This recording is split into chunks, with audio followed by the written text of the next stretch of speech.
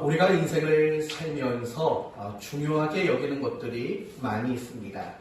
그 중에 대표적인 것들이 있다면 열심, 실력, 결과. 사실은 우리가 인생을 살면서 이 세 가지들을 굉장히 중요하게 생각합니다. 열심과 실력과 결과. 이런 것들을 굉장히 중요하게 여기지요. 하지만 조금만 더 생각해보면 이 세 가지보다도 사실은 더 중요한 게 있다는 것을 우리는 발견하게 됩니다. 예를 들면 열심은 중요합니다. 우리가 어떤 일을 하든 열심히 하는 거 그건 중요합니다. 그러나 이 열심보다 중요한 것이 있습니다. 그것은 무엇이냐면 올바른 열심이어야 한다는 겁니다. 우리가 열심을 내지만 그것이 올바르지 않다면 그것은 굉장히 잘못된 일이 되기 때문에 그렇습니다.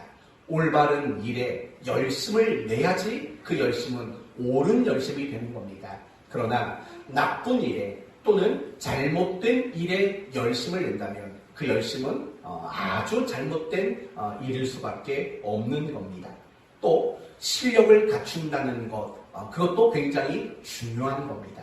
내가 어떤 분야에서든 내가 무엇을 하든 실력을 갖추는 건 중요합니다. 그러나 우리가 실력을 갖추는 것보다 더 중요한 게 있습니다. 그것은 나의 인격과 나의 됨됨이가 깊어지는 겁니다. 그것이 사실은 훨씬 더 중요합니다. 인격이 엉망이고 그 사람의 됨됨이가 엉망이라면 그 사람이 가지고 있는 실력은 사실은 해로운 것일 수밖에 없는 겁니다. 내가 실력을 가지면 가질수록 인격과 됨됨이가 더 무르익어야 하고 더 깊어져야 마땅한 것입니다. 우리는 어떤 결과를 만들어내는 것, 그것도 중요합니다. 무슨 일을 하든 좋은 결과를 만드는 것 중요하지요. 하지만 결과보다 중요한 게 있습니다. 그것은 과정이라는 것입니다. 결과를 잘 이루었다 할지라도 과정이 어긋난 일이었다면 사실은 그 결과는 잘못된 열매에 불과한 겁니다. 그러므로 우리가 무엇을 하든 결과보다는 과정을 소중히 여기는 그런 지혜로운 성도가 되는 일이 마땅한 것입니다. 그 밖에도 우리는 늘 고민할 줄 알아야 합니다. 내가 지금 중요하게 생각하는 것, 그거보다 더 중요한 것은 과연 없을까? 이런 고민을 우리는 늘 가져야지만 더 성숙하고 더 나은 사람이 될 수 있는 겁니다. 오늘 본문 역시 종교적 열심보다 더 중요한 것이 있다는 것을 알지 못했던 종교 지도자들에 대한 이야기를 언급하고 있습니다. 그러므로 오늘 함께 살펴볼 것은 우리가 종교적인 열심, 신앙적인 열심, 과연 그것보다 더 중요한 것은 무엇인가? 라는 부분을 생각해보고 여러분 모두가 그에 대한 답을 찾으시고 그 중요한 것을 놓치지 않겠다라고 다짐할 수 있는 그런 시간이 되었으면 좋겠습니다. 오늘 본문은 이런 배경을 가지고 있습니다. 예수님이 레위라는 사람을 제자로 부르셨습니다. 그리고 그 레위가 준비한 잔치의 자리에 참여했습니다. 그런데 그 모습을 지켜보던 종교 지도자들이 예수님을 비난하는 일을 합니다. 지난주에 살펴봤던 내용, 첫 번째 비난은 무엇입니까? 당신이 어떻게 세리와 죄인들과 함께 먹고 마실 수 있습니까? 라는 비난을 했습니다. 30절을 보시면 바리새인과 그들의 서기관들이 그 제자들을 비방하여 이르되 너희가 어찌하여 세리와 죄인과 함께 먹고 마시느냐? 왜 죄인들과 함께 있느냐? 라고 비난을 합니다. 그러자 예수님의 대답은 무엇이냐면 32절 마지막에 죄인을 불러 회개시키려 왔노라. 내가 그들과 함께한 이유는 그들에게 회개시키기 위해 그들과 함께 있다. 그들을 회개시키려면 내가 그들과 함께하는 게 마땅한 일 아니냐라고 예수님이 대답을 합니다. 그리고 오늘 우리가 읽은 본문은 두 번째 비난의 내용이 소개가 되는 겁니다. 이런 식의 비난인 거죠.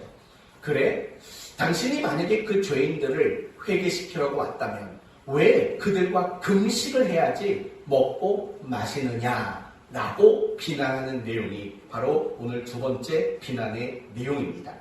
보시면 32절에 그들이 예수께 말하되 요한의 제자는 자주 금식하며 기도하고 바리새인의 제자들도 또한 그리하되 당신의 제자들은 뭐라고 말합니까? 먹고 마시느냐 이렇게 비난을 하고 있는 겁니다. 왜 요한의 제자들도 금식하고 내 제자들도 금식하고 우리도 금식하는데 너희들은 왜 금식을 안 하느냐 이렇게 비난을 하는 겁니다. 여기서 우리가 알 수 있는 것은 무엇입니까? 적어도 이 종교 지도자들은 금식에 대한 열심이 남달랐다라는 겁니다. 우리는 이런 금식에 열심을 내는데 너희는 왜 금식에 대한 열심이 없느냐 이렇게 비난하고 있는 겁니다. 맞습니다. 종교 지도자들은 금식에 대한 열심이 남달랐습니다. 누가복음 18장을 보시면 어떤 종교 지도자의 기도하는 장면이 소개가 됩니다. 바리새인의 기도하는 장면인데 이렇게 기도를 시작합니다. 나는 일회에 2번씩 금식하고 라고 말을 합니다. 여러분, 일회라는 말은 어떤 말입니까? 일주일을 말하는 겁니다. 한 주간을 살면서 이틀은 그들이 금식을 했다라고 말하고 있는 겁니다. 아마 요일은 목요일과 월요일 겁니다. 그들이 목요일과 월요일에 금식을 했던 이유는 이런 걸 근거할 겁니다. 모세가 시내산에 올라가서 율법을 받들어 올라간 그날이 목요일이라고 여겼던 거고 또 그 율법을 받고 내려온 날이 월요일이라고 그들은 여긴 겁니다. 그게 정확한 날짜냐? 그건 사실은 아무도 알 수 없는 거죠. 허나 그들은 그렇게 추정을 한 겁니다. 그래서 목요일과 월요일은 항상 그들에게 있어서 금식하는 중요한 날로 그렇게 여겨졌던 겁니다. 어쩌면 오늘 본문 왜 당신들의 제자는 먹고 마시느냐 이런 비난을 하는 이 날이 어쩌면 월요일일 수도 있고 어쩌면 목요일일 수도 있을 겁니다. 그러니까 지금 우리는 금식을 하는데 당신들은 그런 식으로 웃으면서 먹고 마실 수 있느냐라는 비난을 하게 된 겁니다. 그러나 그들의 일주일에 이틀씩 금식을 했지만 사실은 그것은 율법이 요구하는 바는 결코 아니었습니다. 율법이 요구하는 금식은 사실은 1년에 하루였습니다.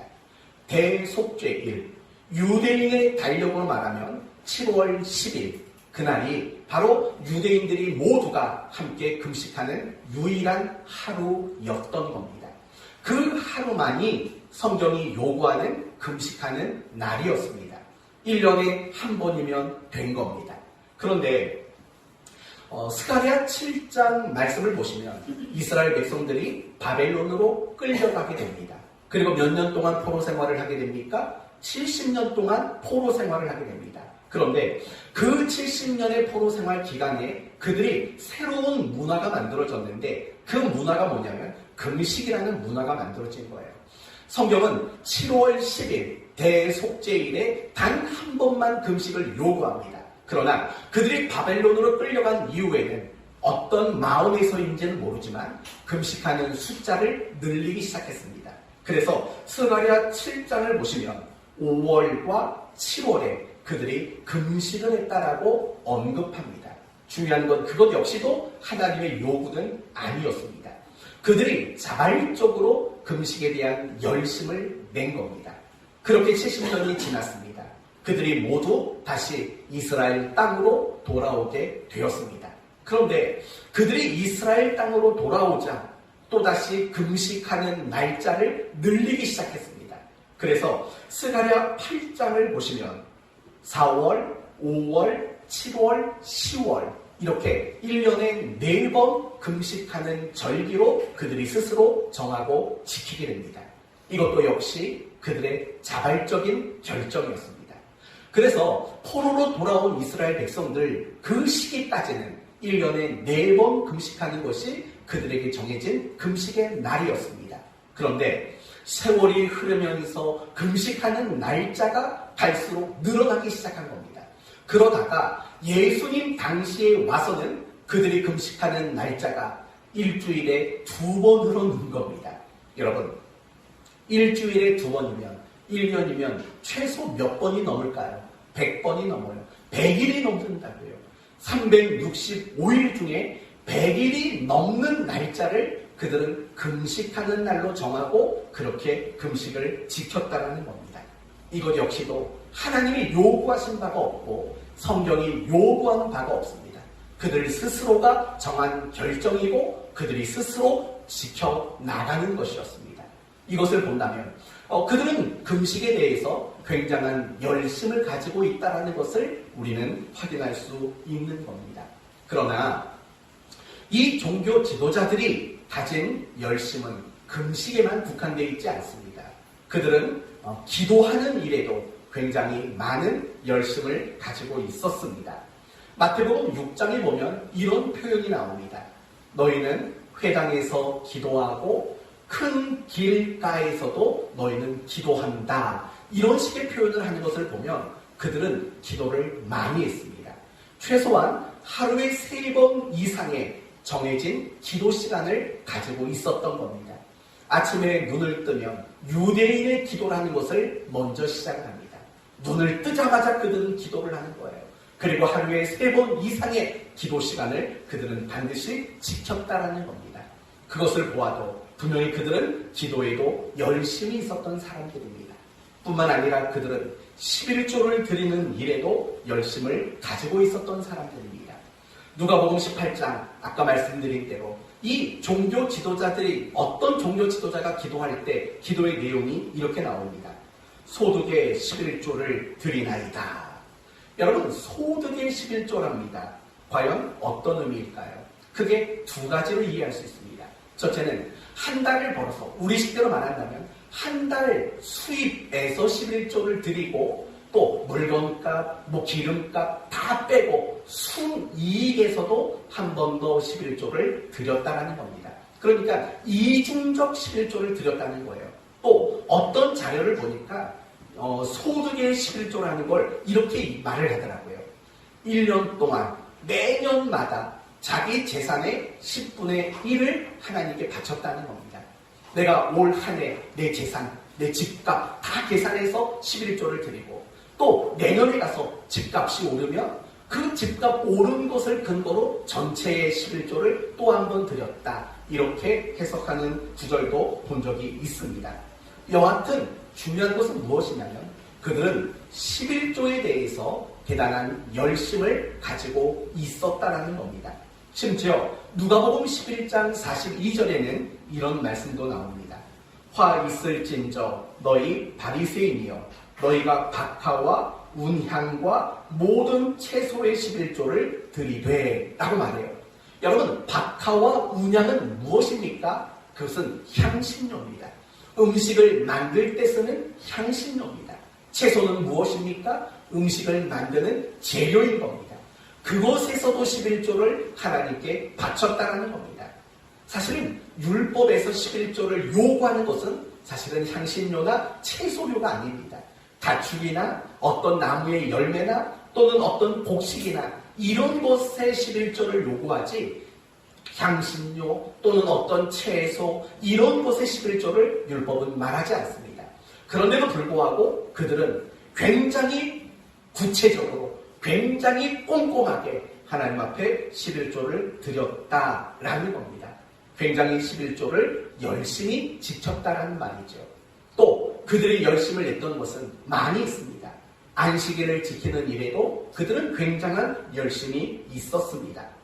여러분 종교 지도자들이 예수님을 가장 많이 비난했던 내용이 무엇입니까? 안식일을 왜 어기느냐 이 문제였다고요. 우리가 다음 주부터 살펴볼 누가복음 6장을 보시면 이런 식의 비난을 합니다. 왜 당신들의 제자가 안식일에 배고프다고 밀 이삭을 잘라 먹었습니까? 라고 비난을 하는 내용이 나오고 또 예수님께서 한편 손 마른 자의 병을 고쳐주신 게 안식일이었는데 왜 굳이 안식일에 병을 고칩니까? 라고 비난을 합니다. 그러니까 당시 종교 지도자들과 많은 유대인들에게 있어서 안식일은 굉장히 열심히 지켜야 할 항목에 속했다는 것을 우리는 알 수 있습니다. 그래서 당시 유대인들에게는 안식일에 지켜야 할 항목이 39가지가 있었다고 합니다. 예를 들면 이런 겁니다. 안식일에는 반죽도 하지 말아라. 반죽하지 말아라. 굽지도 말아라. 털을 깎지도 말아라. 빨래하지도 말아라. 매듭을 묶거나 매듭을 푸는 일도 하지 마라. 소금도 치지 마라. 바늘도 들고 다니지 말아라. 왜 그러냐면 이 모든 것들을 다 무엇으로 여긴 걸까요? 일이라고 여긴 거예요. 불도 켜지 말고 불도 끄지 말아라. 2000규빗 이상 걷지 말아라.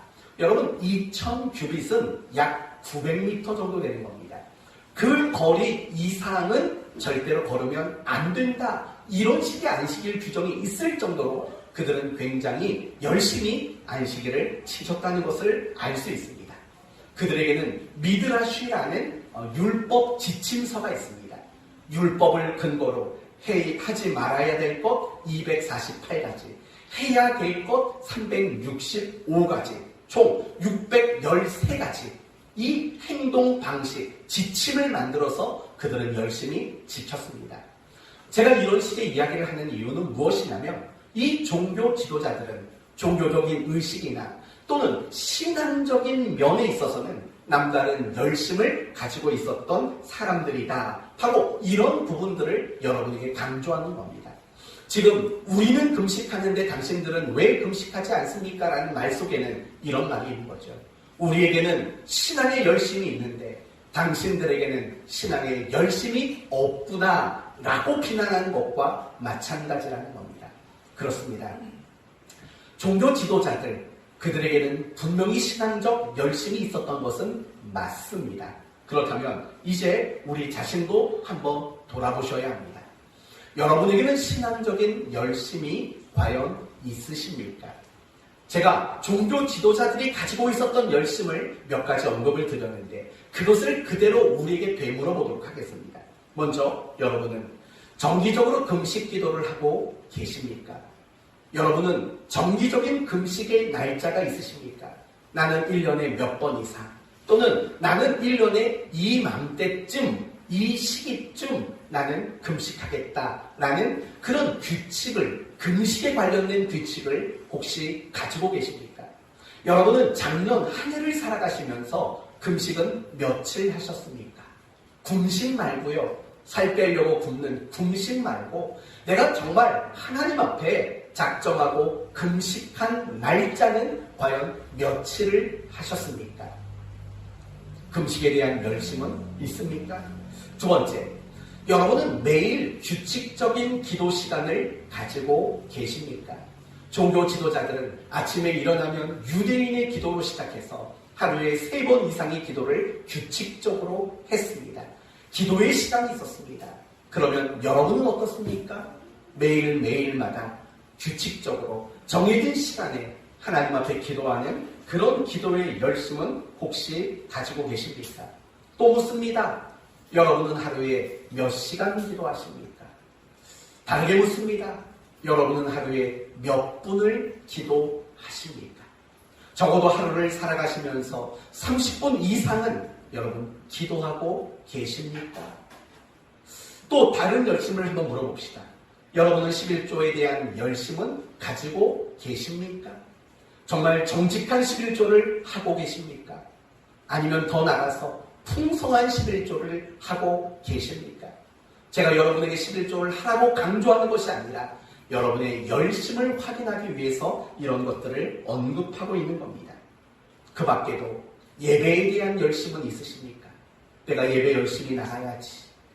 또 봉사에 대한 열심은 있으십니까? 헌신에 대한 열심은 있으십니까?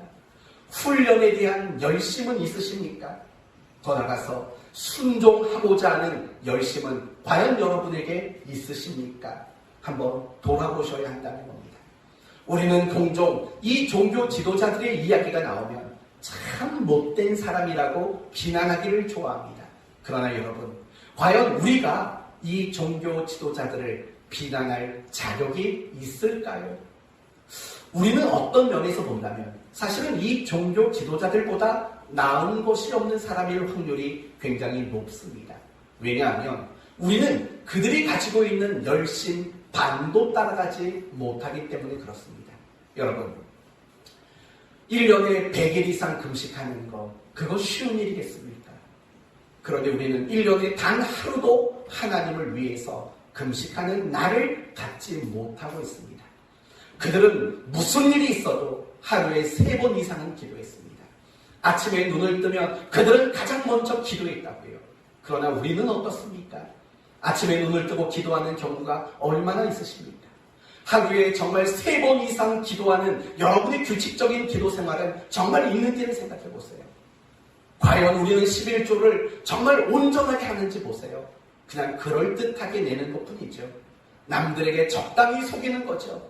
우리는 그런 일에도 열심을 내지 못하고 있는 것 아닙니까? 그렇다면 과연 우리는 이 종교 지도자들을 비난할 자격이 과연 있겠습니까? 어쩌면 뒤집어서 그들이 우리를 비난하지 않을까요? 만약에 이 시대에 종교 지도자들이 있다면, 바리새인과 서기관들이 우리의 삶의 자리에 있다면 그들은 끊임없이 우리를 비난했을 겁니다. 당신들은 왜 금식 안 해? 당신들은 왜 기도 열심히 안 해?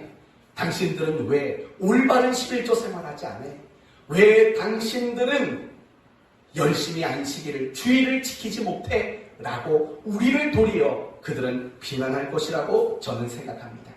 분명히 그들은 열심을 가지고 있는 사람들이었습니다. 사랑하는 성도 여러분, 저는 사실은 이 종교 지도자들의 열심을 우리가 배워야 한다고 생각합니다. 단지 그들이 나쁜 사람이라고, 외식하고 위선자라고 비난만 하지 말고 그들에게 가지고 있는 바 열심, 그것들이 우리의 열심이 될 수 있도록 사실은 우리는 도전을 받아야 되는 거고 본받을 마음도 우리는 가져야 하는 겁니다. 저는 여러분에게 권면합니다. 신앙의 열심을 가지셔야 합니다. 신앙의 열심을 가지는 일들은 너무나도 중요합니다. 왜냐하면 하나님이 우리에게 열심 내기를 바라고 원하시기 때문에 그렇습니다.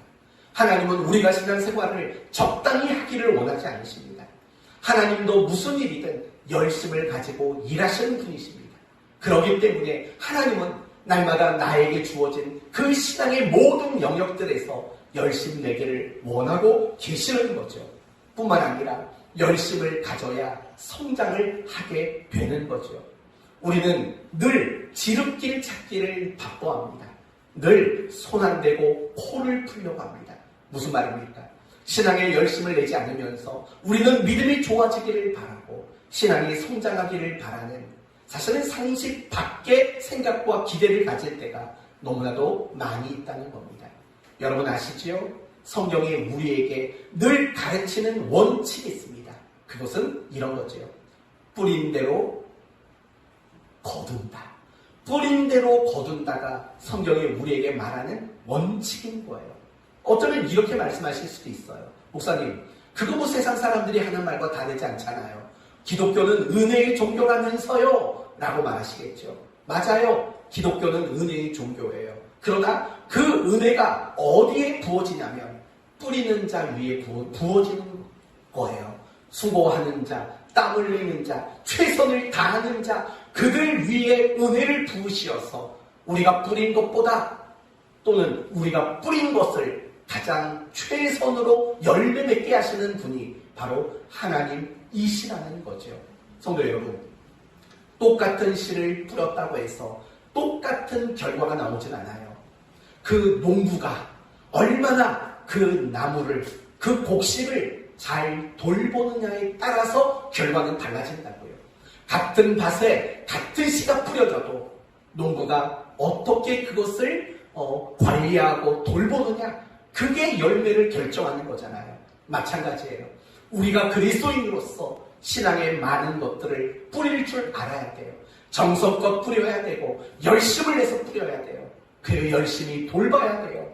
그 가운데 하나님은 은혜를 베풀어 주시는 거죠. 저는 여러분 모두가 열심을 되찾았으면 좋겠어요. 우리가 이제 코로나가 그래도 이제 막바지를 향해 가고 있지 않습니까? 이제 11월 둘째 주 정도면 위드 코로나 시대가 시작된다라고 언급을 하기 시작했습니다. 그때 가면은 아마 우리가 모이는 일들이 조금은 여유로워지지 않겠습니까? 예전만큼 같이 식사하고 하는 일들은 여전히 어렵겠지요. 여전히 마스크를 벗는 일은 어려울 수 있을 겁니다. 그러나 적어도 함께 모일 수 있는 가능성은 갈수록 많아질 거예요. 그렇다면 여러분, 이 코로나 시대에 우리가 얼마나 많이 열심히 살아졌는지를 생각하셔야 돼요. 그리고 다시 한번 여러분은 그 열심을 회복하기 위해서 기도로 준비할 수 있어야 돼요. 제가 지난 수요일에 그 말씀을 전했어요. 성도 여러분, 우리가 이 코로나라는 2년의 기간 가운데 우리는 헌신을 잃어버렸습니다. 왜냐하면 상황이 헌신하기가 어려운 상황이잖아요. 뭘 할 게 없는 상황이 되고 말았어요. 그러나 이제 이 모든 것이 그치고 나면 그 헌신을 회복해야 되는데 과연 여러분은 헌신을 회복할 수 있겠습니까? 라고 제가 물었어요. 왜냐하면 2년 동안 헌신을 놓았기 때문이에요. 사랑하는 성도 여러분, 여러분은 지금부터 철저히 준비하셔야 돼요. 코로나가 이제 조금 더 넓은 길을 우리에게 줄 때, 위드 코로나 시대가 되어졌을 때 내가 신앙의 열심을 다시 내는 것, 내가 헌신을 다시 각오하는 일, 이거로 준비하지 않으면 여러분은 굉장히 불쾌한 사람이 될 거예요. 막상 제가 여러분에게 이제 다음 주부터 오후 찬양 예배까지 하겠습니다. 반찬해 오십시오. 점심 먹고 오후 예배까지 드리고 가십시오 라고 말하면 여러분 벌써 암담해지기 시작할 겁니다. 그걸 빨리 깨셔야 돼요. 그거 미리 준비하지 않으면 여러분 신앙 회복하기 굉장히 어려울 거예요. 여러분에게 단언합니다. 코로나가 종식되면서 우리가 예전으로 돌아갈 상황이 된다면 예전보다 더 많은 걸 여러분에게 요구할 겁니다. 미리 기도로 준비하셔야 되고 여러분은 기꺼이 그것을 받아들이셔야 합니다. 아우 예전에는 안 그랬는데 왜 그러세요? 라고 말하시면 안 돼요. 다시 열심을 회복하는 그 준비가 사실은 지금 우리에게 필요한 시기라는 거 여러분은 결코 잊지 말아야 합니다. 사랑하는 성도 여러분, 여러분에게 권면합니다. 신앙에 열심 좀 내십시오. 열심히 기도하셔야 돼요. 열심히 성경 보셔야 돼요. 열심히 예배에 나오셔야 돼요. 열심히 금식도 하셔야 되고 열심히 헌신도 하셔야 돼요. 열심히 순종하셔야 돼요. 열심을 회복하는 여러분 모두가 되시기를 예수님의 이름으로 축원드립니다. 그러나 여러분이 열심을 내는 것보다 더 중요한 것이 있다는 사실을 이제는 생각해 볼 줄 알아야 됩니다. 여러분, 오늘 본문을 보십시오. 아니, 조금 더 넓게 예수님이 세리였던 레위를 제자로 부르는 장면.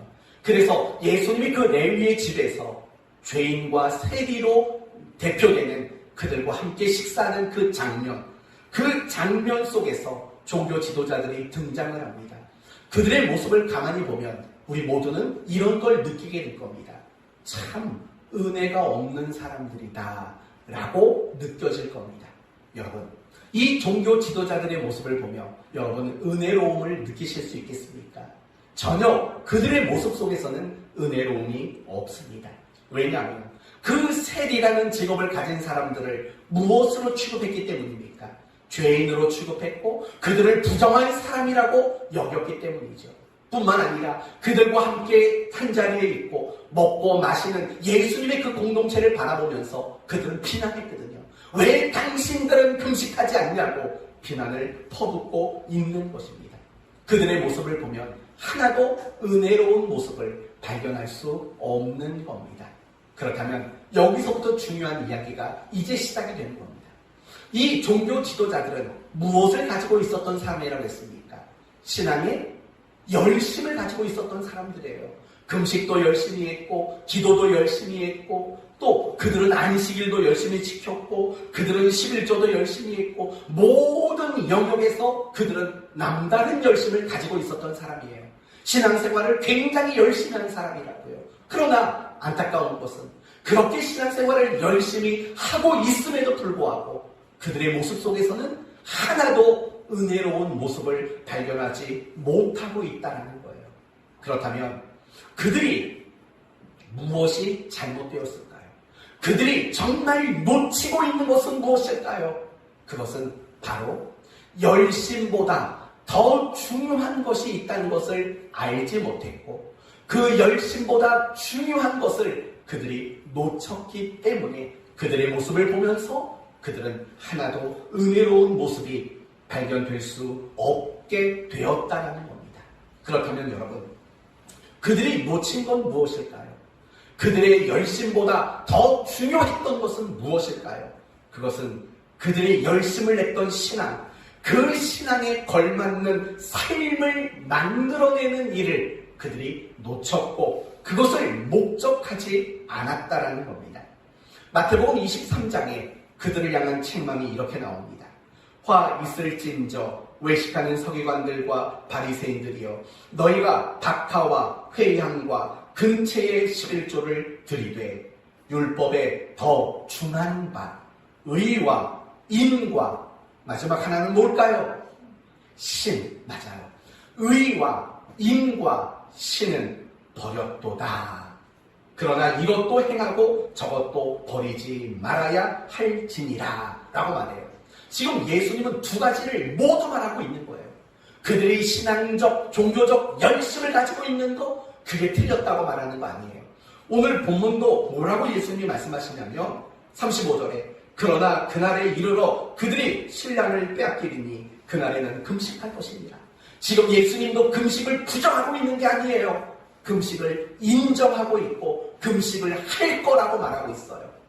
그렇지만 지금 이 종교 지도자들은 신앙의 열심, 종교적 열심은 아주 크게 강하게 움켜잡았어요. 그러나 의와 인과 신으로 대표할 만한 합당한 삶은 그들이 놓쳤다는 거예요.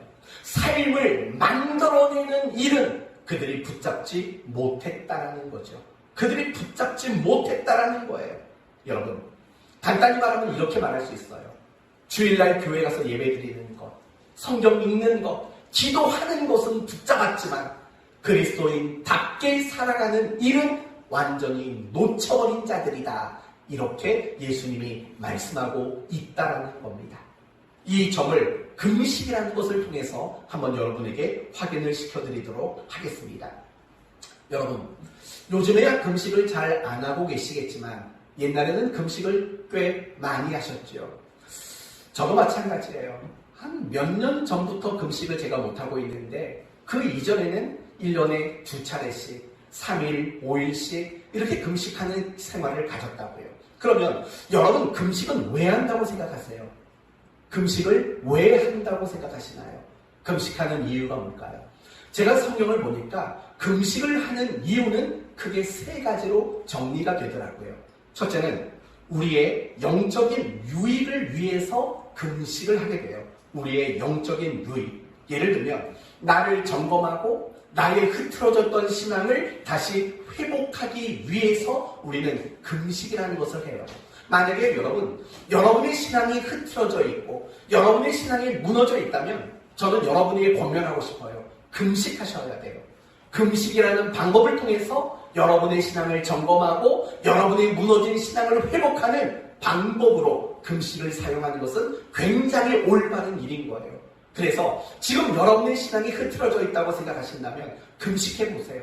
금식이라는 일정을 정해놓으시고 그 기간 가운데 금식하면서 내 자신을 점검해보고 하나님 앞에 은혜를 구하는 이런 시간들을 갖는 거 굉장히 유익하다는 거예요. 여러분, 느헤미야 9장 말씀을 보시면 느헤미야가 이스라엘 백성들에게 권면을 합니다. 그랬더니 그들이 자신이 죄인이라는 것을 깨닫게 돼요. 그리고 회개하고 무너진 신앙을 다시 회복하기 위해서 그들이 무엇을 하냐면 모두 금식에 동참하는 일을 하게 되는 장면을 우리는 알고 있습니다. 바로 그런 거예요. 금식이란 나의 영적인 유익을 위해서 하는 게 금식이에요. 두 번째, 금식은 하나님을 위해서 하는 것이 바로 금식이라는 거예요. 하나님을 위한 목적이죠.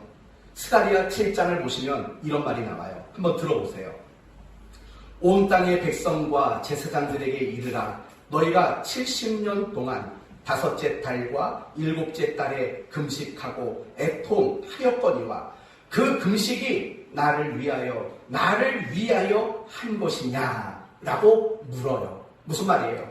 그들이 바벨론 70년 동안 금식을 열심히 했다는 거예요. 그러나 하나님이 뭐라고 되묻냐면 너희들 금식 열심히 했는데 그 금식이 나를 위한 금식이었느냐라고 하나님이 되묻고 있다고요.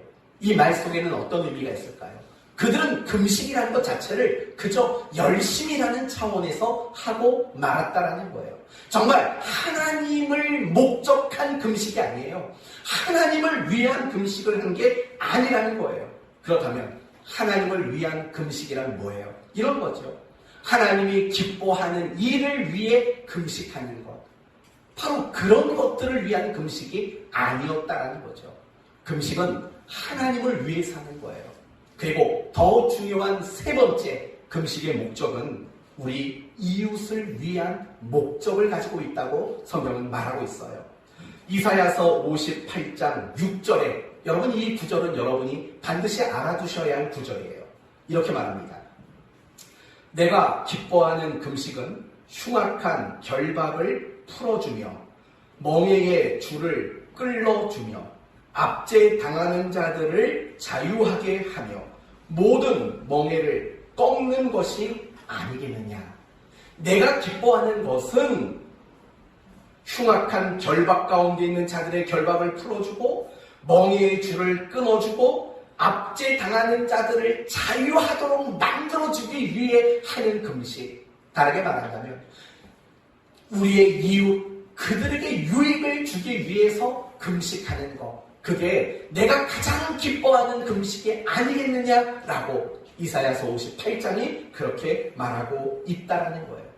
여러분 에스더 4장을 보시면 에스더 황후가 3일간 금식하는 장면이 나옵니다.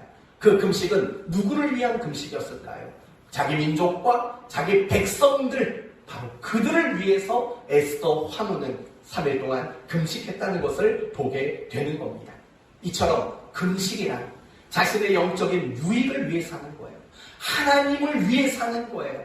그리고 내 이웃을 위해서 금식을 하는 거예요. 이 관점에서 오늘 종교 지도자들의 금식을 생각해 보자고요. 종교 지도자들, 그들은 일주일에 2일이나 금식을 했다고요. 대단한 열심을 가졌어요. 그런데 그들의 입에서 무슨 말이 나오나 보세요. 세리와 죄인들, 그들은 부정한 사람이라는 말이 나와요. 어떻게 당신들은 먹고 마십니까? 라는 그런 말이 나오고 있다고요. 여러분, 금식은 누구를 위한다고요? 이웃을 위한다고요. 내 이웃을 사랑하고 내 이웃에게 유익을 끼치기 위해서 금식해야 한다고요. 그런데 그들이 이웃을 위한 금식을 하면서도 그들 입에서는 이웃을 멸시하고 비방하고 억압하고 죄인 취급하는 이런 식의 형태들이 그들에게 나타나고 있다는 거죠. 금식에 걸맞는 삶이 그들에게 없었다는 거예요. 사랑하는 성도 여러분, 이 종교 지도자들, 그들은 모든 면에서 신앙적 열심을 가지고 있었어요. 허나 그들은 그들이 열심히 내는 그 신앙의 열심에 걸맞는 삶을 만들어내는 일, 그 일은 그들이 결코 하지 못했다는 거예요. 열심보다 중요한 게 뭔지 아시죠? 그건 삶을 만들어내는 거예요. 내가 신앙에 열심을 낸다? 그게 만족이고 그게 목적이면 안 돼요. 그 열심을 근거로 우리는 끊임없이 무엇을 만들어야 될까요? 그리스도인다운 삶. 내가 신앙을 가지고 내가 믿음을 가진 자다운 삶을 만드는 것, 그게 훨씬 중요하다고요. 그건 열심과 바꿀 수 없을 정도로 너무나도 중요한 거예요. 그러자 예수님은 그들에게 두 가지 비유를 말씀하십니다. 36절 말씀을 보시면 또 비유하여 이르시되 새 옷에서 한 조각을 찢어 낡은 옷에 붙이는 자가 없나니 라고 말을 해요. 낡은 옷을 수선하겠다고 새 옷을 찢는 자가 어디 있겠느냐, 이렇게 얘기를 하는 거예요. 여러분 그렇게 하시겠어요? 낡은 옷을, 구멍난 낡은 옷을 수선하려고 새 옷을 잘라내시겠냐고요. 그런 바보가 세상에 어디 있겠냐고요. 있을 수가 없는 거죠. 새 옷도 망가지고 아무리 새 옷에서 조각을 갖다가 붙여놔도 그 낡은 옷이 볼품이 없어지는 거죠. 쓸모없는 일이라는 거죠. 또 다음에 37절을 보면 예수님은 또 이렇게 말해요. 새 포도주를 낡은 가죽 부대에 넣는 자가 없나니 라고 말해요. 여러분, 새 포도주를 낡은 부대에 넣으면 어떻게 될까요? 포도주는 바로 발효를 하게 돼요.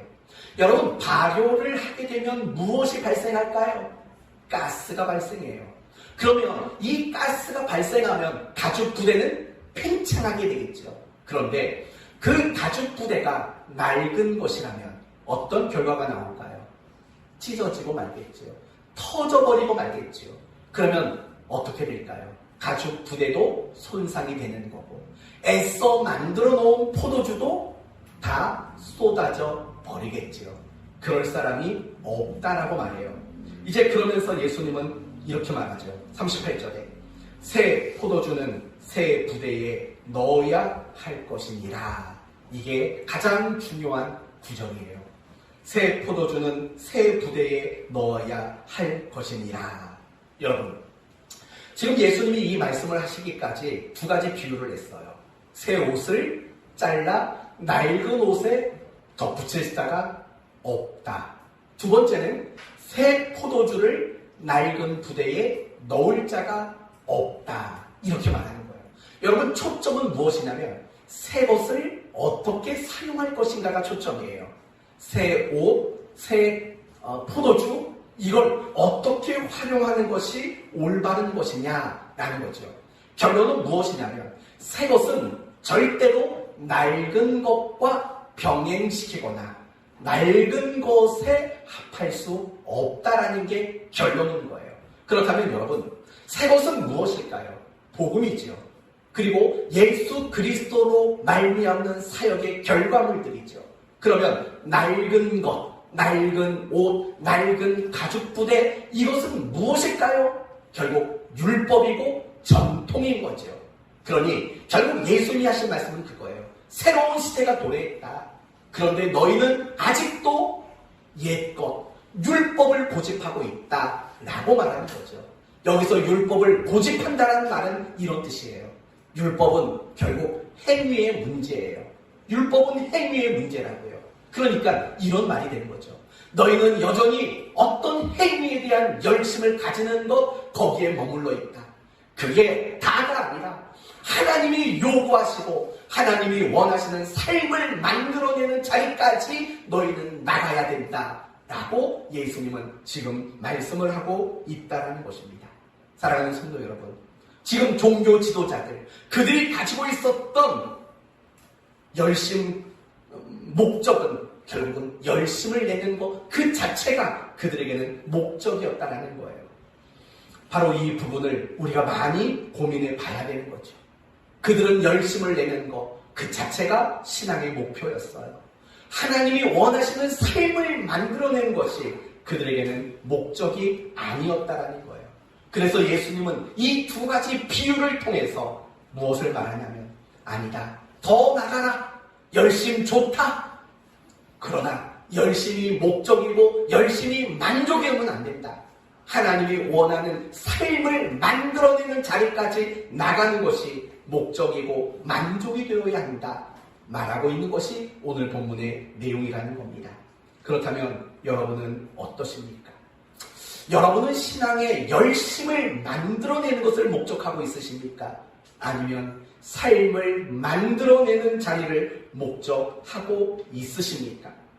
여러분은 그리스도인다운 삶을 만들어내는 일들을 과연 하고 있으십니까? 아니면 못하고 있으십니까?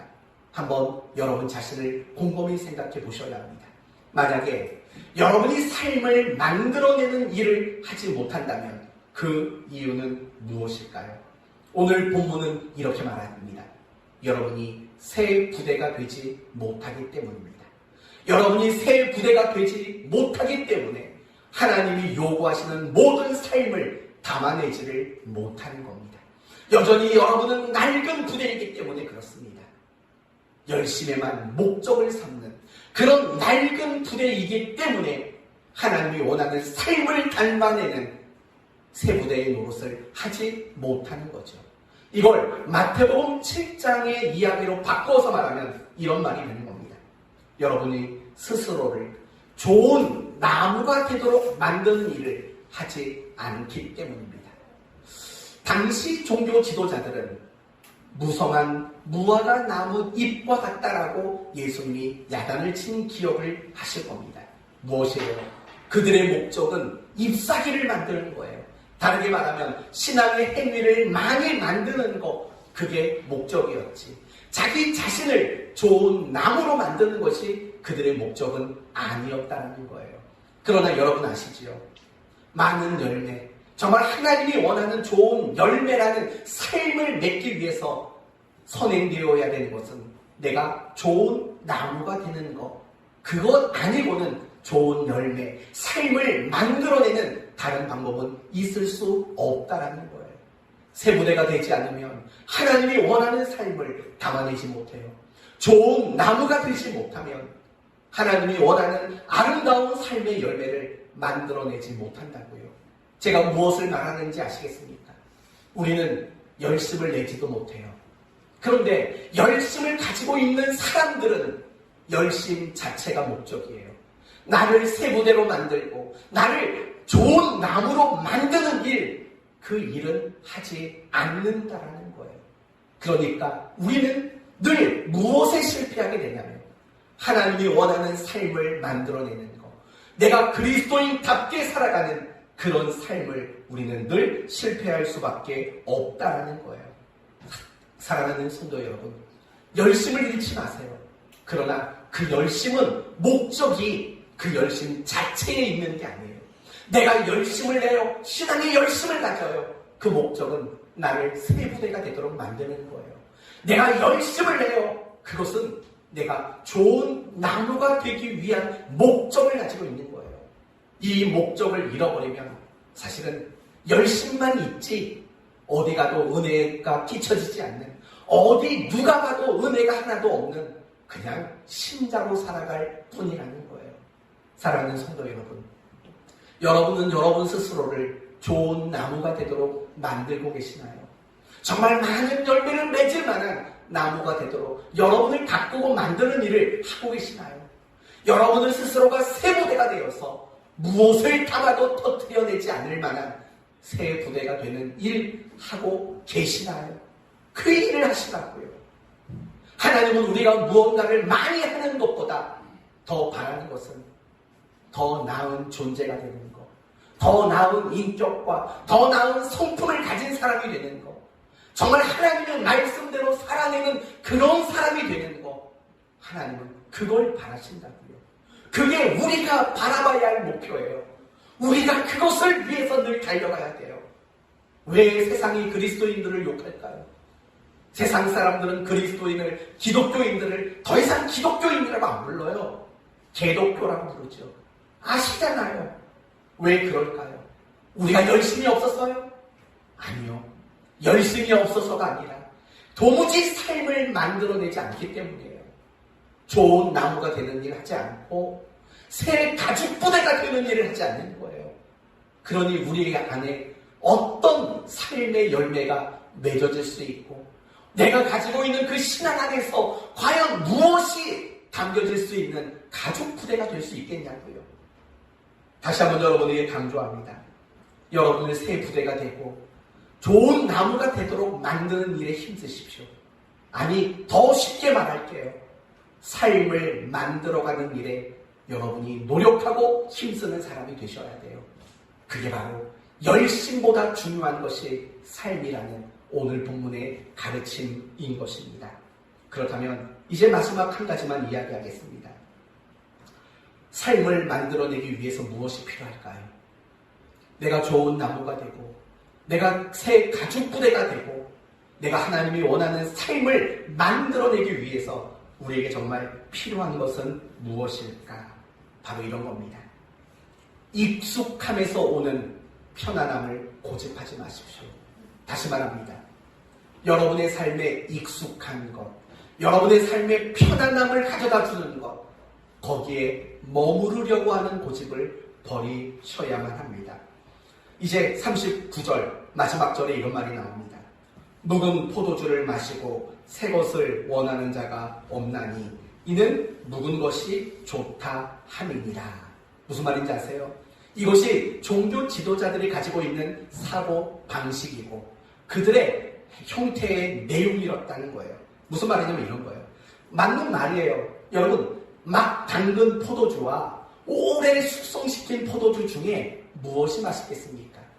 당연히 숙성된 포도주가 맛있습니다. 어떻게 아시냐고요? 우리 성찬식 1년에 2번씩 했잖아요. 우리 교회 포도주는요, 최소한 5년, 10년이 된 거라고요. 어떻게 그럴 수 있냐고요? 아니, 누가 포도주를 갖다 주셨는데 우리 교회는 1년에 1리터밖에 안 써요. 아니, 10리터를 갖다 준 거예요. 그러니까 이게 한 10년 써도 아직도 남아있어요. 최고 극상품 포도주라니까요. 내년부터는요, 성찬식 때 그 맛을 보게 될 거예요. 다시 돌아옵시다.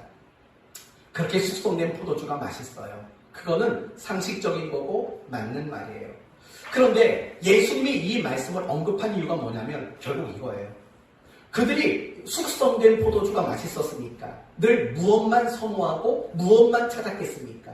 숙성된 거, 묵은 것만 찾았겠죠. 바로 그걸 언급하고 있는 거예요. 그들은 늘 자신들에게 익숙한 것, 자신들이 늘 선호하는 것, 늘 자신들에게 익숙한 그것들을 고집하는 마음이 있었다라는 거예요. 바로 그것이 삶을 만들어내지 못한 결정적인 이유였다라는 겁니다. 그들이 예수님의 가르침을 받아들이지 못한 이유가 뭔지 아세요? 예수님의 가르침은 익숙한 게 아니었어요. 그렇잖아요. 아니, 예수님이 죄인들, 세리들과 함께 밥을 먹고 그들을 친구가 돼? 그들에게는 전혀 익숙한 게 아니에요. 그러니까 그걸 받아들이지 못한 거라고요. 예수님이 안식일에 병을 고치는 거, 그걸 이해할 수가 없었어요. 그걸 용납할 수 없었어요. 왜요? 그들에게는 그것이 익숙한 게 아니었어요. 그들이 지금까지 선호해 오던 게 아니었던 거예요. 그러니까 예수님을 끝까지 거부하고 예수님이 익숙하지 못한 것들만 행하고 말하니까 예수님을 처단하는 거죠. 그래야 자기들이 편하니까. 예수님이 늘 자기들에게 익숙하지 않은 것을 요구하니까 그게 괴로운 거죠. 힘든 거죠. 그래서 예수를 죽일 수밖에 없게 된 거죠. 우리도 마찬가지인 거예요. 내가 왜 열심히 안 나올까요? 내가 왜 삶을 만들어내는 일이 안 될까요? 답은 거기에 있어요. 익숙한 자리에서 벗어날 용기가 없는 거예요. 그 익숙함이 가져다주는 편안함을 잃어버리고 싶을 마음이 없는 거예요. 그래서 우리는 더 이상 어떤 그리스도인의 삶을 만들어내지 못하게 되는 거예요. 이건 너무나도 분명해요. 사실은 제 성격이 그래요. 저는 아내와 결혼을 하고 1년에 한 번씩 교회에서 휴가를 받으면 항상 여행을 갔어요, 여름에. 근데 항상 갔던 여행 코스는 매년 똑같았어요. 속초에 가서 거북 모텔을 잡고 2박 3일을 계약하고 속초 앞바다에 놀다가 설악산에 가서 케이블카 타고 올라갔다가 거기서 떡꼬치 하나씩 먹고 내려왔다가 양떼 목장에 갔다가 집에 돌아오는 거.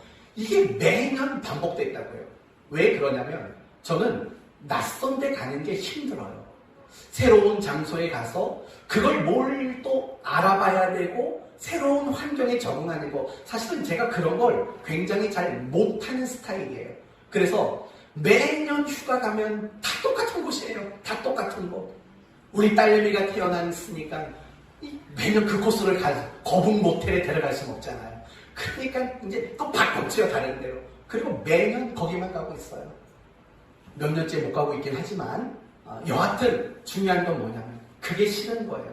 익숙한 거. 그 익숙한 게 내게 주는 편안한 거. 거기에서 조금 벗어날 마음이 없는 거예요. 그러니까 우리는 삶이 만들어지지 않게 되는 거예요. 예를 들어 볼까요? 왜 새벽에 못 나오세요? 왜 새벽 예배 안 나오시죠? 익숙한 자리가 아니니까. 그리고 익숙하지 않은 자리에 나오면 나는 편안한 걸 잃어버리니까. 그게 싫은 거죠. 사실은 속마음, 내가 하나님께 나가서 기도할 마음 자체가 없는 사람이 몇 명이나 있겠어요. 그럴 마음이 있는데 익숙한 자리가 아니기 때문에 그래서 나에게 늘 불편함을 주니까 사실은 새벽에 안 나오는 거죠. 수요 예배도 마찬가지예요. 여러분, 우리가 성경을 매일 내가 읽고 묵상하고 큐티하는 일, 그거 못하는 이유가 뭐예요? 우리는 대부분 그렇게 말해요. 성경이 너무 어려워요 라고 말을 한다고요. 그 말을 다르게 말하면 뭐냐면 익숙하지 않아서 안 하겠다는 거예요. 익숙하지 않은 일을 하면서 아유 이것도 모르고 저것도 몰라 라고 느껴지는 불편함, 그런 걸 느끼기 싫은 거예요. 그래서 우리가 선택한 게 뭔지 아세요? 인터넷이죠. 인터넷으로, 유튜브로 그저 쉽게 접할 수 있는, 내가 불편하지 않고 접할 수 있는 거, 거기에만 목매고 있는 거죠. 그러니 무슨 신앙이 자랄 수 있겠냐고요. 여러분의 신앙이 자라고 여러분이 더 그리스도인다운 삶이 만들어지기를 원한다면 여러분에게 익숙한 그 자리를 벗어나셔야 돼요. 그 익숙한 것이 주는 편안함을 이제는 박차고 일어날 용기가 있어야 돼요. 그 용기 없으면 우리는 절대로 삶을 만들어내지 못해요. 내가 지금까지 누군가를 사랑해 본 적이 없는데 어떻게 사랑할 수 있겠냐고요. 익숙하지 않은 사랑을 하려면 불편함을 감수해야 되는데, 여러분 궁금한 게 있는데 우리 이동희 집사님이나 우리 문명준 집사님은 아내분에게 사랑한다고 말하나요? 말로 표현하시나요? 문 집사님은요? 네? 잘 못합니까? 그럼 오늘부터 해보세요. 그러면 얼마나 불편할까요? 그쵸? 닭살 돋고 민망스럽고. 근데 그 불편한 거, 그 익숙하지 않은 걸 벗어나면 아내에게 사랑한다고 말할 수 있는 남편이라는 삶이 만들어진다고요. 우리가 신앙생활을 더 잘하지 못하는 이유는 바로 여기에 있어요. 익숙한 자리를 벗어날 생각이 없어요. 그 익숙한 게 내게 주는 편안함에서 벗어날 마음이 없는 거예요. 그러면서도 마음은 늘 그렇게 말하죠. 은혜 받고 싶은데, 신앙이 성장하고 싶은데, 늘 그런 바람만을 가진다고요. 그래서는 안 돼요. 정말 여러분의 삶에 어떤 변화가 없이는, 편안히 보장된 익숙한 삶만 고집하고서는 절대로 여러분의 삶이 만들어지는 일, 지금보다 더 나은 새로운 삶이 만들어지는 그런 일들은 절대로 일어날 수 없게 되는 거예요. 저는 여러분에게 권면을 합니다. 익숙함이 주는, 익숙한 자리가 가져다주는 그 편안함을 고집하지 마세요. 익숙하고 편안한 그 자리는 여러분에게 신앙의 유익을 주지 못합니다. 그러므로 여러분이 하나님이 원하는 삶을 더 많이 만들어가기를 원하고, 여러분이 더 신앙이 성장하기를 원하신다면 낯선 것 찾아가십시오. 불편한 것 수용하십시오. 그럴 때 삶이 만들어질 수 있어요. 하나님이 요구하고 원하는 삶, 그걸 만들어낼 수 있게 되는 거예요. 사랑하는 성도 여러분, 이 한 주간 한번 도전해보세요. 익숙한 것을 벗어나려고. 그 익숙함이 가져다주는 편안함을 내가 거부해보겠다고 도전해보셔야 돼요. 이거 대답을 꼭 들어야겠어요. 도전 한번 해보시겠습니까? 그걸 하셔야 돼요. 그걸 하지 않으면 절대 삶이 안 만들어져요.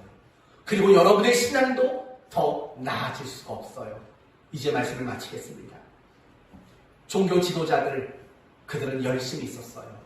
우리도 열심을 가져야 돼요. 그러나 열심도 붙잡아야 되지만 놓치지 말아야 되는 게 있어요. 그게 뭐라고요? 하나님이 원하는 삶을 만들어내는 것, 그걸 놓치면 안 돼요. 그러기 위해서는 나를 좋은 나무가 되게 하고 나를 새 가죽 부대가 되게 하는 이 일을 여러분은 하셔야 돼요. 어떻게 해요?